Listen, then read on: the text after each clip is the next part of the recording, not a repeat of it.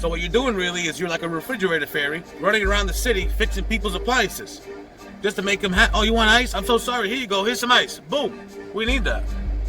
We need people like you to make us look better. I'm just kidding. Relax. Don't get offended. The point of this video is, what's your price?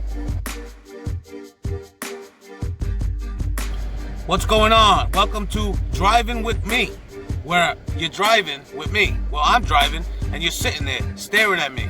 Hopefully I don't have to do this the whole time and I can look where I'm going. And you just want to hear my beautiful voice. So I'm from New York, if you haven't noticed. I don't talk like this normally. I'm just talking like this because I'm on camera. So this is the way I'm going to sound until I get comfortable on the camera. I never sound like this. Sometimes I sound like this, I'm not going to lie. But most of the time, I don't.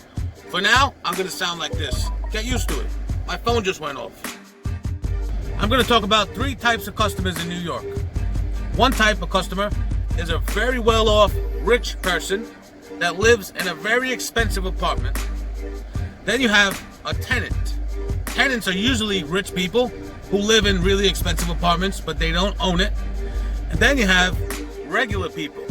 Regular people live in apartments that are not super opulent, but at the same time, it's in the city. So they're paying $6,000, $7,000 a month.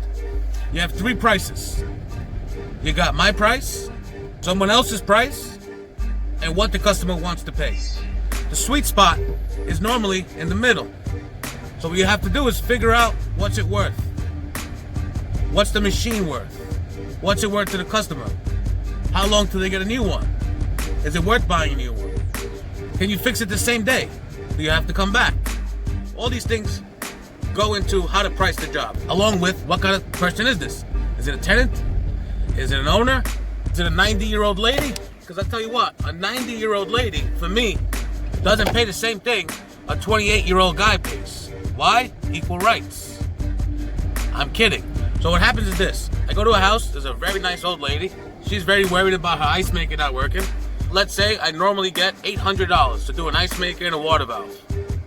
If I have it on me, and she's a very nice lady, and she reminds me of my grandmother, instead of $790, I might charge her $600, $550.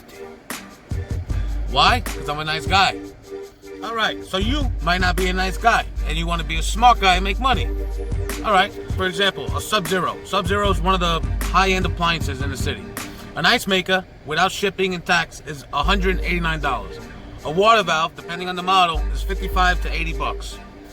So right now in parts, you're talking about, let's call it $250 in parts. To do the ice maker, it's pretty simple. 3 screws, sometimes you swap a bracket, you stick it in, and you call it a day.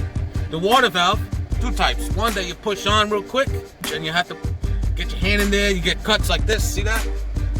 You get all these types of cuts and bruises, and you're on the floor, and you're in a penthouse somewhere in Manhattan, and they don't have any ice, and they want ice for their whiskey.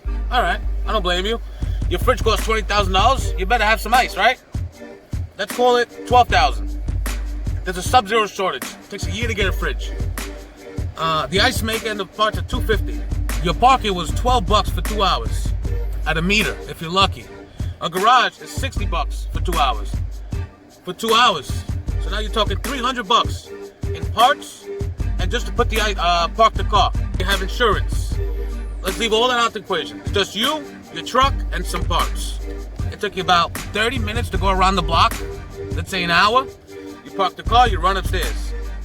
And you're there. Let's say you have all the parts. The person's like, oh, I've been waiting a week to find someone. Sometimes on these fridges, the genius that built the apartment put the water behind the fridge. So now you have a bamboo floor, one of a kind. The water's behind the fridge. The fridge weighs 600-700 pounds, and you got to pull it out just to shut the water off. Let's say you don't have to do that. You just got to pop in a valve. What's a good price? All right, $750, I tell them. Oh, $750. How much is a new fridge? A new fridge is about 11 times more than that. I don't know. What do you think? Is that 10% of a fridge? Oh, $7,000. Not even close. A new fridge with delivery, installation, removal, just because your ice maker broke, you're going to spend $20,000 on a new fridge, and you're going to wait a year because Sub-Zero is not sending fridges out till next May, June, or July. Whether they're a regular person, a rich person, or a tenant, they don't want to pay $750 to put an ice maker in. Get back to this. So I have the parts right now. I can fix it right now. $750. I put it in. After the job is done, in profit, we're looking at $300 and something because I had to pay for parking, pay for the part. We're not talking tax, shipping. We're not talking about expenses related to the business, just parking and the part, $750. I can't tell you how many people think $750 is too much to do just an ice maker. I don't think that's too much. Now, when I give the price, I think $750 is a lot of money. But you gotta keep in mind, the parts, you're talking $200-300. So you're making $350. Okay, that's good. Now you gotta get back in your car, drive another hour to the next guy who's 2 blocks away, park the car again, go through it all over again. So what you're doing really is you're like a refrigerator fairy, running around the city fixing people's appliances. Just to make them oh, you want ice? I'm so sorry, here you go, here's some ice. Boom. Oh, thank you for all the money back, I broke even. That's great. It's not working out when you try to have the best price. What you want to have is your price. Your price is your price. How much does it cost? For me to do it, costs this much. Walking through the door, I'm getting a service call. Let's say it's $150. I walk in your door. That covers my parking, some of the gas, some of the walking, some of the, time it took me to figure everything out. Go around the block twice. $150. I take that $150 and I put it towards the work. It disappears in thin air. It sounds like a lot of money. You have 10 calls a day, $150, you're making $1,000-something. But are you? Yes, you can make a lot of money doing appliance repair. Yes, things are expensive. But the point of this video is, what's your price? So my price, I will take the service call and pretend it never happened.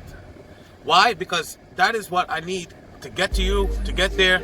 The research, that's what I call market tuition for the customer for calling me, because they called the right guy, and I'm going to put that to use. That $150 goes towards looking up the parts, getting the stuff done, giving them an hour of my time. It's not like just because I'm there, I could just poof, you need this, and then poof, I have it right away. Sometimes you got to come back. My point is, if I tell you it's $1,000 to do your parts and labor, and you tell me that that's a lot of money, I understand. However, we need to make profit, because we're not here like the refrigerator fairy, just, oh, your fridge is broken? Let me fix that for you for free. Tell your friends. Doesn't make any sense. When you have confidence in what you do, that's the other thing. You need to have confidence in what you're doing in order to charge high prices. If you're a rookie at this, the game needs you. The game needs you to charge $400 or $500 for something I get $1,000 for. Why? So people say, oh, he was okay, but I don't know, he doesn't know what he's doing. I'm gonna call somebody else. We need that. We need people like you to make us look better. I'm just kidding. Relax. Don't get offended. Thanks for watching the video. This was a rant while I was driving. I'm gonna make videos like this to get some thoughts out there, and hopefully you guys have some comments, some suggestions, some questions. Just leave them in the comments. At the end of the day, it's a business, what I'm doing, what you may be doing, what you're looking into, and you have to get compensated for your experience, for your time, for your effort. You have to have good work, solid work, and you gotta know how to price it. And the price should make you happy and the customer happy.